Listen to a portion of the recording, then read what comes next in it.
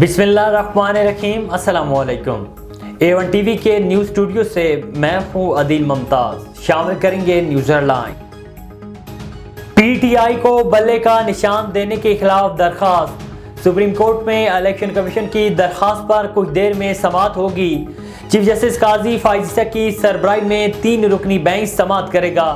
Justice محمد علی مظہر اور justice مسرت Hilali bench میں شامل۔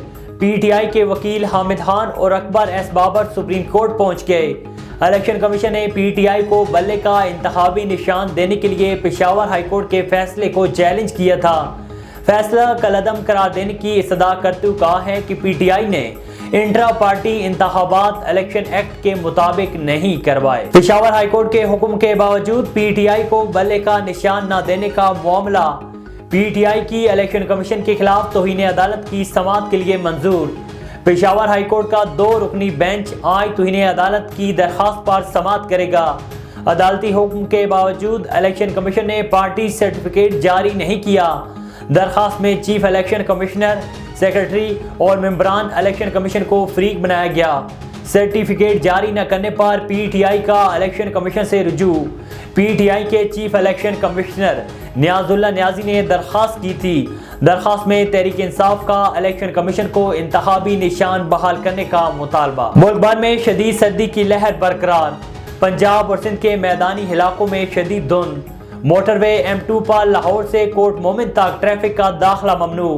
M3 فیض پور سے درخانہ، M4 ملتان سے فیصل آباد تک بند۔ M5 پر شیر شاہ سے روڑی تک گاڑیوں کو داخلے کی اجازت نہیں۔ شدید دھند کے باعث لاہور سیالکوٹ موٹر وے M11 تک مکمل بند کر دی گئی۔ مختلف ایئرپورٹس پر فلائٹ آپریشن بھی متاثر، کئی پروازیں تاخیر کا شکار۔ امریکہ اور برطانیہ نے یمن میں حوثیوں پر حملہ کر دیا۔ حوثیوں کے ٹھکانوں، کشتیوں سمیت متعدد اہداف پر حملے کیے گئے۔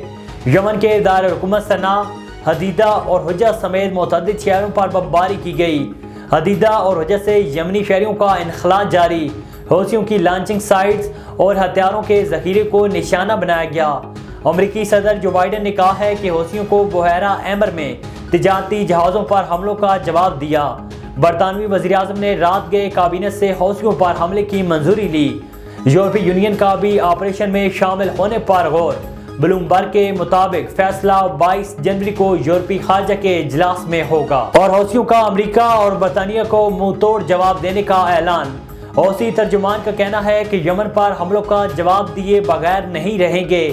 ہمارا رد عمل امریکی حملوں سے کہیں زیادہ تباہ کن ہوگا۔